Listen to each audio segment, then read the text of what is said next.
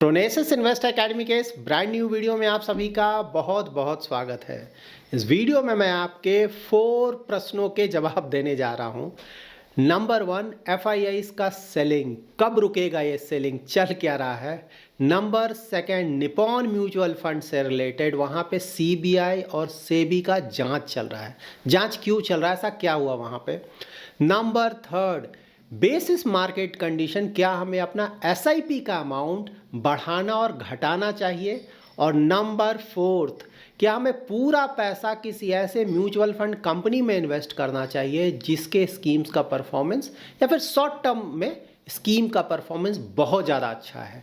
Informative video है as always, तो पूरा वीडियो देखें, पसंद आए तो लाइक और शेयर करें। पहली बार हमारे यूट्यूब चैनल पे आए हैं तो चैनल को जरूर सब्सक्राइब करें। यहाँ पे आप एफआईआईज का नेट परचेज और सेल डेटा चेक कर सकते हैं 2014 ऑनवर्ड्स, और इक्विटी और डेट दोनों का डेटा है। यहाँ पे अगर आप इक्विटी पोर्शन देखें ना, तो देखिए रेड आपको सिर्फ 3 ही दिख रहा है। इनफैक्ट 2024 तो ऑलमोस्ट फ्लैट है, लेकिन हाँ उससे पहले 2018 में 34,000 करोड़ के आसपास उन्होंने बेचा था, और 2022 में 1,21,000 करोड़ के आसपास बेचा था। तो देखिए 2014 ऑनवर्ड सिर्फ 2 ही बार उन्होंने बेचा है, अच्छा खासा बेचा है। लेकिन खरीदारी देखिए ना बहुत ज़्यादा, मतलब 2014 में भी 88,000 करोड़, 17 में 52,000 करोड़, उसके बाद 19 में 1 लाख करोड़ प्लस, 20 में तो 1,72,000 करोड़ प्लस, अगेन 23 में 1,76,000 करोड़। तो ज़्यादातर ना केसेस में उन्होंने खरीदारी किया है, और बहुत ज़्यादा खरीदारी किया है, बेचा बहुत कम है शायद ही किसी समय। और 2024 में भी मोस्टली ऐसा लग रहा है कि फ्लैट रहेगा ना, क्योंकि अक्टूबर में बहुत ज़्यादा बेचा, उसके बाद नवंबर में बेचा लेकिन कम हुआ, दिसंबर फर्स्ट हाफ में तो पॉजिटिव था। उसके बाद फिर से एक न्यूज़ आया ना, वहाँ फेड रिजर्व में यूएस का जो सेंट्रल बैंक उसने बोला कि भाई 4 रेट कट हम नहीं करेंगे, 2 रेट कट ही करेंगे नेक्स्ट ईयर। तो उसके कारण फिर से नेगेटिविटी आया और फिर से एफआईआईज ने बेचना स्टार्ट कर दिया। इसीलिए आप देख रहे हैं कि मोस्टली ये फिगर फ्लैट है। पहले लग रहा था कि शायद ये अच्छा खासा पॉजिटिव हो जाएगा, दिसंबर में कुछ खरीदारी आएगा, लेकिन अब तो लगता है कि मोस्टली फ्लैट ही रहेगा, थोड़ा नेगेटिव रहेगा, इसी तरह का फिगर रहेगा मोस्टली। देखिए यहाँ पे समझना ये होगा कि आखिर वो बेच क्यों रहे हैं, मतलब फ्लैट है या फिर थोड़ा नेगेटिव है, तो ऐसा क्यों हो रहा है, खरीदारी क्यों नहीं कर रहे हैं। तो देखिए फर्स्ट हाफ अगर आप देखें ना, तो इंडिया में खरीदारी तो कर रहे थे एफआईआईज, अच्छा खासा इन्वेस्टमेंट हो रहा था एफआईआईज का, और मार्केट का परफॉर्मेंस भी बहुत अच्छा था।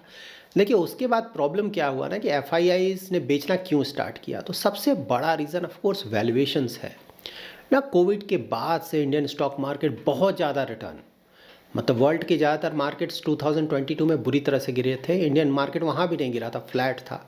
तो वैल्यूएशन बहुत ज़्यादा हो गया, तो गिरना था। तो उसके बाद अक्टूबर में ना बहुत ज़्यादा सेलिंग हुआ। उस समय चाइनीज़ मार्केट जो कि परफॉर्मेंस बिल्कुल नहीं आ रहा है पिछले कुछ सालों से, क्योंकि इकोनॉमी का परफॉर्मेंस गड़बड़ा गया उनका।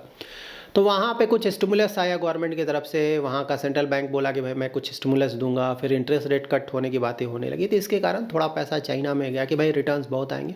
शॉर्ट टर्म में रिटर्न आया भी, लेकिन उसके बाद मोस्टली वो डाउन ही रहा चाइनीज़ मार्केट। तो वहाँ से फिर पैसा निकला वो, तो मोस्टली उसके बाद पैसा यूएस जाने लगा, क्योंकि यूएस में इंटरेस्ट रेट कट हो रहे हैं ना, तो वहाँ पे पैसा जाने लगा। यूएस डॉलर, उसके बाद ट्रंप का अनाउंसमेंट हुआ कि भाई ट्रंप अब आने वाले हैं, प्रेसिडेंट बनने वाले हैं, जैन में शपथ ग्रहण है 20 जैन को। तो उसके कारण, क्योंकि वो टैक्स कट्स की बात बोलते हैं, तो फिर से यूएस इकोनॉमी ना, टैक्स कट आप करोगे तो इकोनॉमी के लिए बहुत अच्छा है। तो उसके कारण स्टॉक मार्केट फिर और तेज़ी से ऊपर जाने लगा। तो वहाँ पे फिर जो, और प्लस यूएस डॉलर्स बहुत स्ट्रांग होने लगा, तो फिर से उसके कारण पैसा और निकलने लगा। उसका दिसंबर में थोड़ा रुका, तो फिर अब वहाँ का फेडरल रिजर्व ने बोल दिया कि भाई अब 2 ही रेट कट करेंगे, फिर से नेगेटिविटी, फिर से पैसा निकलने लगा। तो ये सब कुछ रीजंस हैं जिसके कारण मार्केट से पैसा निकला है। लेकिन हाँ, सबसे बड़ा रीज़न ऑफ कोर्स यही है वैल्यूएशंस। वैल्यूएशंस जब भी अट्रैक्टिव थोड़ा हो जाएगा ना, बाहर कोई भी रीज़न हो, वहाँ पे आप देखेंगे कि इंडिया में इन्वेस्टमेंट एफआईआई स्टार्ट कर देंगे। पिछले कुछ महीनों से इंडियन स्टॉक मार्केट का परफॉर्मेंस देखें तो मार्केट ज़्यादातर केसेस में गिरा है ना, almost 10%, large cap, mid cap, small cap, क्योंकि एफआईआईज बेच रहे हैं। और थोड़ा बहुत अगर वैल्यूएशन भी देखें ना, लार्ज कैप्स में एटलीस्ट पहले के मुकाबले तो थोड़ा रीजनेबल हुआ है। मिड कैप, स्मॉल कैप अभी बहुत ज़्यादा ओवर वैल्यूड है, लेकिन जो एफआईआईज है मोस्टली अपना इन्वेस्टमेंट लार्ज कैप्स में ही करते हैं, ठीक है। तो वैल्यूएशन वाइज थोड़ा पहले के मुकाबले मैं बोल रहा हूँ, थोड़ा अट्रैक्टिव तो हुआ है, ठीक है, ये देखना होगा। उसके अलावा देखिए बहुत ज़्यादा नेगेटिविटी हुआ ना इंडिया के जो मैक्रो इकोनॉमिक फैक्टर्स हैं। पहले तो कोई इशू ही नहीं हुआ करता था, बहुत अच्छा सभी कुछ, ज़्यादातर प्रॉब्लम्स होता था बाहर से आता था, जिसके कारण इंडियन स्टॉक मार्केट में प्रॉब्लम होता था।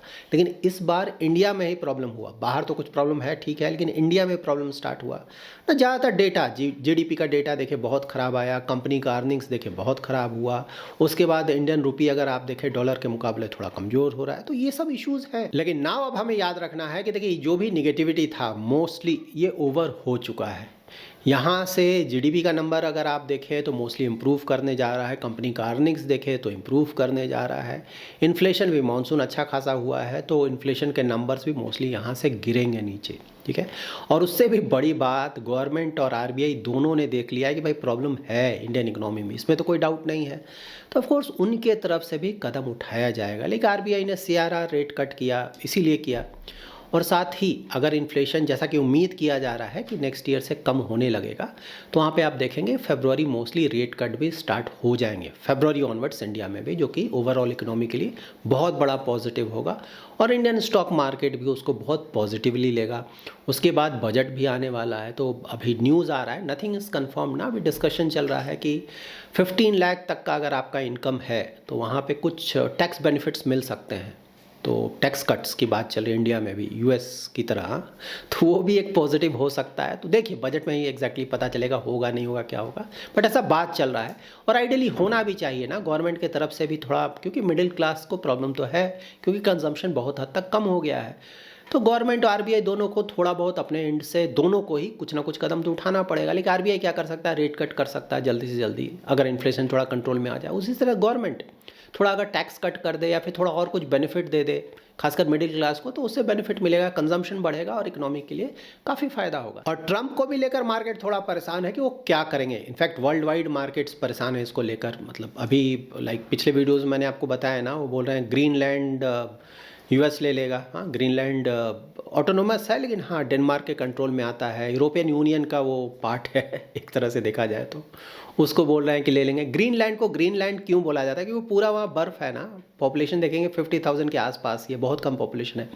तो वहाँ पे ग्रीनलैंड इसलिए बोला गया कि उसका नाम इसलिए रखा गया ताकि ज़्यादा से ज़्यादा लोग आकर वहाँ पे रहें, क्योंकि वहाँ पर क्लाइमेट ऐसा है कि कोई जाता नहीं है। इसलिए नाम सुनकर एटलीस्ट लोगों को लगे कि अच्छा जगह है तो रहने लायक जगह है, इसलिए ग्रीनलैंड उसको नाम दिया गया। ए था ग्रीनलैंड। दूसरा वो बोल रहे हैं कि पनामा कैनाल ना यूएस ने बनाया था, कि पनामा कैनाल पहले फ्रांस ट्राई कर रहा था बनाने के लिए, बहुत पैसा लगा, मतलब थाउजेंड्स ऑफ लोग मरे बनाने में, लेकिन फ्रांस बना नहीं पाया। उसके बाद यूएस आया, यूएस ने फाइनली बनाया, यूएस का भी बहुत पैसा लगा, ऑफकोर्स बहुत सारे लोग बनाने में, यूएस के भी बहुत सारे लोग मरे उसमें, बट हाँ फाइनली यूएस ने उसे बनाया। तो अब ट्रम्प बोल रहे हैं कि पनामा कैनाल का कंट्रोल भी अब यूएस रखेगा, क्योंकि उनका कंसर्न ये है ना कि पनामा कैनाल पे भी चाइनीज गवर्नमेंट का इन्फ्लुएंस बढ़ रहा है। तो ऑफकोर्स इसको लेकर यूएस कंसर्न है। उसके बाद कनाडा, ट्रम्प बोल रहे हैं कनाडा हमारा 51st स्टेट बनेगा ना। जस्टिन ट्रूडो को वो बोल रहे हैं, वो गवर्नर हैं हमारे। ये इश्यूज तो हैं ही है। साथ ही टैरिफ हाइक बोल रहे हैं, खासकर चाइना पे बहुत करेंगे, कनाडा पे बहुत करेंगे, मैक्सिको पे बहुत करेंगे और वर्ल्ड वाइड ज़्यादातर कंट्रीज़ पे करेंगे।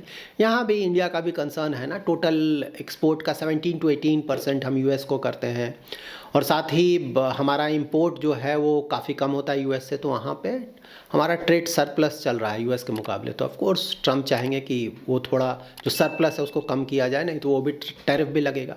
तो देखिए प्रॉब्लम्स थोड़े बहुत हैं, बट ओवरऑल इंडिया के लिए पॉजिटिव होगा। क्यों पॉजिटिव होगा, क्योंकि चाइना के लिए प्रॉब्लम बहुत ज़्यादा बढ़ने जा रहा है। इसलिए चाइनीज़ इकोनॉमी देखें ना प्रॉब्लम में है, लेकिन वहाँ का गवर्नमेंट या central bank interest rate cut करने में जल्दबाजी नहीं कर रहा है। वो देखना चाहते हैं कि ट्रम्प आए, ट्रम्प क्या एक्शन लेते हैं हमारे खिलाफ, उसके बाद वो चाहते हैं कि जो भी एक्शन चाइना को लेना है वो करेगा। तो mostly China wait and watch कर रहा है। अभी भी रेट कट कर सकता है, स्टिमुलस दे सकता है ज़्यादा, लेकिन चाइना नहीं दे रहा है, मोस्टली ट्रम्प का वेट कर रहा है, क्योंकि उन्हें पता है कि ट्रम्प आएंगे तो प्रॉब्लम क्रिएट करेंगे, उसके बाद वो अपना प्लान है एक्शन जो भी है वो करेंगे। उसी तरह से ना कनाडा है, मैक्सिको है, उसके थ्रू बहुत ज़्यादा वहाँ एक्सपोर्ट हो रहा है। तो ये सब जब प्रॉब्लम्स आएंगे ना, तो चाइना से बहुत कुछ बिज़नेस निकलेगा। जो बिज़नेस अभी मैक्सिको जा रहा है, कनाडा जा रहा है, वो उसका कुछ पार्ट इंडिया में भी आएगा। तो ये सब कुछ पॉजिटिविटी होनी चाहिए, क्योंकि वहाँ पे टैरिफ ज़्यादा लगेगा ऐसा लग रहा है। इंडिया पे लगा भी तो रिलेटिवली कम टैरिफ लगेगा। उसके बाद अगर ये सब टैरिफ ज़्यादा लगाने लगेंगे तो यूएस में जो सामान बिक रहा है उसका प्राइसेस बढ़ेगा, इन्फ्लेशन बढ़ेगा, इन्फ्लेशन बढ़ेगा तो इंटरेस्ट रेट कट कम होगा, इसीलिए वहाँ का सेंट्रल बैंक बोला है कि भाई अब 2 ही रेट कट करेंगे नेक्स्ट ईयर। तो ये सब चीज़ें चल रही है ना। टैक्स कट पॉजिटिव है, लेकिन टैरिफ अगर ज़्यादा बढ़ाते हैं तो उसका कुछ पॉजिटिव भी है, निगेटिव भी है, तो सब कुछ इस तरह से देखना चाहिए। तो देखिए यही सब इश्यूज चल रहे हैं जिसके कारण एफआईआईज थोड़े डरे हुए हैं। वो चाहते हैं कि भाई सेफ्टी कहाँ है, तो यूएस में, क्योंकि यूएस वर्ल्ड का सबसे बड़ा मार्केट है ना। जीडीपी अगर आप देखें लेटेस्ट फिगर 24 का एज ऑफ नाउ, तो 29 ट्रिलियन यूएस डॉलर्स का इकोनॉमी बन चुका है यूएस। 29 ट्रिलियन यूएस डॉलर्स, 24 का लेटेस्ट फिगर। और चाइनीज़ इकोनॉमी अबाउट 18 ट्रिलियन पे है। और इंडिया भी ऑफकोर्स, हम भी 4 ट्रिलियन के आसपास पहुंचने वाले हैं। तो इंडिया ऑफकोर्स हमारा ग्रोथ रेट थोड़ा ज़्यादा है, तो आने वाले समय में आप देखेंगे बहुत तेज़ी से हमारा जीडीपी ग्रोथ भी उनके आसपास पहुंचने लगेगा। बट हाँ, अभी टाइम लगेगा, बट हम भी वहाँ पे एटलीस्ट पहुँच रहे हैं। तो देखिए ये सब इश्यूज़ हैं, उन्हें सेफ्टी चाहिए एफआईआईज़ को, इसीलिए पैसा यूएस में जा रहा है। और एक बार यूएस में भी थोड़ा बहुत प्रॉब्लम, क्योंकि वैल्यूएशंस वहाँ भी ज़्यादा हो गया है ना, इक्विटी मार्केट वहाँ भी बहुत ज़्यादा रिटर्न आया है। तो वहाँ एक बार थोड़ा ट्रम्प आ जाए, उनके थोड़े पॉलिसीज अनाउंसमेंट हो जाए, थोड़ा मार्केट में स्टेबिलिटी आ जाए, तो देखेंगे फिर से एफआईआईज़ इंडिया में आएंगे, क्योंकि इंडिया का ही परफॉर्मेंस इंप्रूव करेगा ना। जो निगेटिविटी था मोस्टली हो चुका है, यहाँ से देखेंगे थोड़ा बहुत इंप्रूवमेंट आएगा इंडियन इकोनॉमी में, और वैल्यूएशंस भी थोड़ा बहुत रीजनेबल हुआ है। तो नेक्स्ट ईयर से बिल्कुल आप एक्सपेक्ट कर सकते हैं कि एफआईआईज़ का पैसा इंडिया में आएगा। आज का सेकंड टॉपिक है निपॉन म्यूचुअल फंड से रिलेटेड। तो देखिए वहाँ पे सीबीआई और सेबी दोनों का जांच चल रहा है। तो जांच क्यों चल रहा है? तो देखिए पहले Nippon mutual fund Reliance mutual fund हुआ करता था, तो ये उस समय का इशू है, ठीक है। रिलायंस म्यूचुअल फंड ने यस बैंक का एटीआई बॉन्ड्स में इन्वेस्टमेंट किया था, अच्छा खासा इन्वेस्टमेंट। तो उस समय रिलायंस कैपिटल हुआ करता था, उसके अंतर्गत ही बहुत सारी कंपनीज थी। रिलायंस म्यूचुअल फंड भी रिलायंस कैपिटल के अंतर्गत हुआ करता था। तो उस समय रिलायंस कैपिटल के अंतर्गत जो कंपनीज आती थी, उन्होंने यस बैंक के बॉन्ड्स में 2850 करोड़ का इन्वेस्टमेंट किया था। और रिलायंस म्यूचुअल फंड ने, जो अब निपॉन म्यूचुअल फंड बन गया, उसने 950 करोड़ का इन्वेस्टमेंट किया था NCDs of Morgan credit private limited. तो मॉर्गन क्रेडिट प्राइवेट लिमिटेड एक कंपनी है जो कि राणा कपूर फैमिली के द्वारा ओन की जाती है। तो इसका जांच चल रहा है। तो जांच क्यों चला? इन्वेस्टमेंट करना तो कुछ गलत नहीं भाई, इन्वेस्टमेंट कर दिया तो जांच क्यों चला? वो इसलिए चल रहा है क्योंकि इन्होंने जो इन्वेस्टमेंट किया उसके बदले यस बैंक के तरफ से इन्हें कुछ हेल्प मिला। तो ये जांच चल रहा है कि भाई क्या इंटेंशनली ये इन्वेस्टमेंट किया गया ताकि हेल्प मिले। तो हेल्प क्या मिला? जैन 2017 में यस बैंक ने 500 करोड़ का कैश क्रेडिट दिया रिलायंस होम फाइनेंस को। तो नंबर 1। नंबर 2, अक्टूबर 2017 में यस बैंक ने एक और फैसिलिटी दिया इस ग्रुप को 2900 करोड़ का in form of investments, NCDs में इन्वेस्टमेंट। और इन इन्वेस्टमेंट्स को या फिर एनसीडीज को इशू किया गया था Reliance capital, Reliance home finance और रिलायंस कॉमर्शियल फाइनेंस के द्वारा। तो यही जांच चल रहा है कि भाई ये जो इन्होंने यस बैंक ने जो फैसिलिटीज़ दिया, क्या उस फैसिलिटीज़ को लेने के लिए उनके यस बैंक के बॉन्ड्स में रिलायंस कैपिटल के जो ग्रुप कंपनीज हैं उन्होंने अपना इन्वेस्टमेंट किया, क्योंकि उस समय रिलायंस म्यूचुअल फंड ने भी अपना इन्वेस्टमेंट किया था। तो इसीलिए निपॉन पे ये जांच चल रहा है, अभी चल रहा है। लेट्स सी इसका आउटकम क्या होता है। जो भी आउटकम होगा मैं आप लोग को अपडेटेड रखूंगा। आज का थर्ड टॉपिक, क्या बेसिस मार्केट कंडीशन हमें अपना एसआईपी अमाउंट घटाना या बढ़ाना चाहिए? तो देखिए अगर आपका इन्वेस्टमेंट होराइजन लॉन्ग टर्म का या मीडियम टर्म का है, medium term 5 to 10 years, long term more than 10 years, तो वहाँ पे आप इन्वेस्टमेंट करते वक्त पहले ही आप डिसाइड करेंगे एसेट एलोकेशन, इक्विटी में कितना जाएगा, डेट में कितना जाएगा, और market cap allocation, large cap, mid cap, small cap में कितना जाएगा। ठीक है, यहाँ पे एक बार आपने डिसाइड किया तो आइडियली हमें उसे फॉलो करना चाहिए, उसे चेंज नहीं करना चाहिए। अगर आपका investment horizon medium to long term तक का है, अगर आप शॉर्ट टर्म के लिए इक्विटी में इन्वेस्टमेंट कर रहे हैं, तब तो 100% लक है ना, तब तो आप कुछ भी करें। अगर लक अच्छा है तो अच्छा रिटर्न बनेगा, लक अच्छा नहीं है तो पैसा डूब भी जाएगा। तो वो तो फिर आपको डिसाइड करना है, लेकिन मीडियम टू लॉन्ग टर्म में हमें फॉलो करना चाहिए, चेंजेस नहीं करना चाहिए। चेंज कब करेंगे?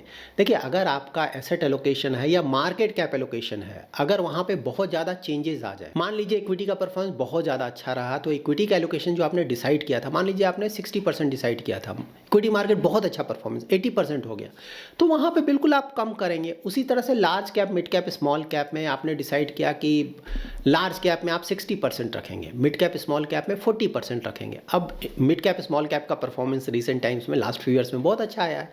तो अब ये मिड कैप स्मॉल कैप 40% से बढ़ के 60% हो गया। तो ऑफकोर्स यहाँ पे आपको कम करना है, तो कम करने के लिए बेचे नहीं, वहाँ पे फिर एग्जिट लोड है, टैक्सेशन है, तो वहाँ पे बिल्कुल आप SIP अमाउंट में चेंज कर सकते हैं कि भाई ये 60 हो गया, मुझे तो 40 ही करना है, तो मुझे कम करना है। तो मैं क्या करूँगा कि लार्ज कैप का अगर SIP चल रहा है थोड़ा मैं वो बढ़ा दूंगा और मिड कैप स्मॉल कैप का थोड़ा कम कर दूंगा, ठीक है। और एक बार जब बैलेंस आउट हो जाए, जो कि मैंने पहले डिसाइड किया हुआ कि 60-40 उस तरह का हो जाए, तो फिर से मैं मिड कैप स्मॉल कैप में स्टार्ट कर दूंगा SIP।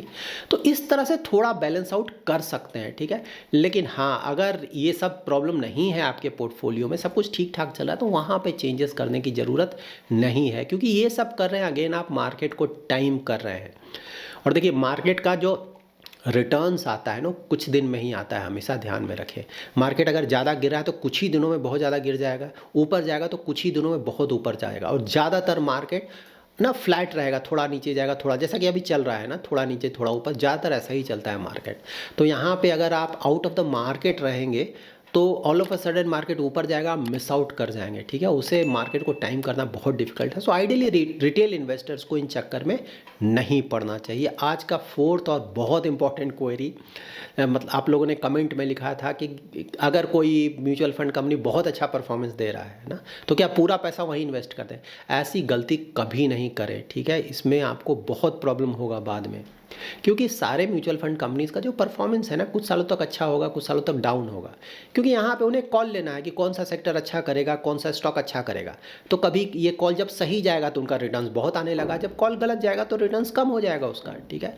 तो इसीलिए हमेशा डाइवर्सिफाई करके रखें। एक ही म्यूचुअल फंड कंपनी में ऐसा नहीं कि पूरा इन्वेस्टमेंट वहीं कर दें, उसका large cap, mid cap, small cap, flexi cap, multi cap, पूरा पैसा, ऐसा गलती कभी नहीं करें, ठीक है। एटलीस्ट 3-4 म्यूचुअल फंड कंपनीज में अपने पैसे को स्प्रेड आउट करके रखें, ठीक है। अगर ऐसा नहीं करेंगे, सही बात है, अभी कोई म्यूचुअल फंड कंपनी बहुत अच्छा कर रहा है, अभी हो सकता है कुछ महीनों तक आपको रिटर्न्स भी बहुत अच्छा दिखे, लेकिन एक बार उसका परफॉर्मेंस डाउन होगा ना, तो फिर आपका पोर्टफोलियो बुरी तरह से हिट होगा। इसीलिए डाइवर्सिफाई करके रखें, ताकि अप डाउन चलता रहता है किसी म्यूचुअल फंड कंपनी में, तो ओवरऑल आपका पोर्टफोलियो उसके कारण बुरी तरह से हिट ना हो। So that's it in this video. अगर आपको ये वीडियो पसंद आया है तो जरूर लाइक एंड शेयर करें। पहली बार हमारे यूट्यूब चैनल पे आए हैं तो चैनल को जरूर सब्सक्राइब करें। कल सैटरडे है, शाम को 8 PM to 9 PM मैं यूट्यूब पे लाइव आऊँगा। आपके मार्केट रिलेटेड अगर कोई क्वेरीज है तो जरूर ज्वाइन करें, साथ ही मैं मार्केट अपडेट भी दूंगा। इस वीडियो से रिलेटेड कोई भी क्वेरी है तो कमेंट में जरूर मेंशन करें। मैं आने वाले वीडियोज़ में ट्राई करूँगा उन क्वेरीज को आंसर करने का। Thanks lot for watching.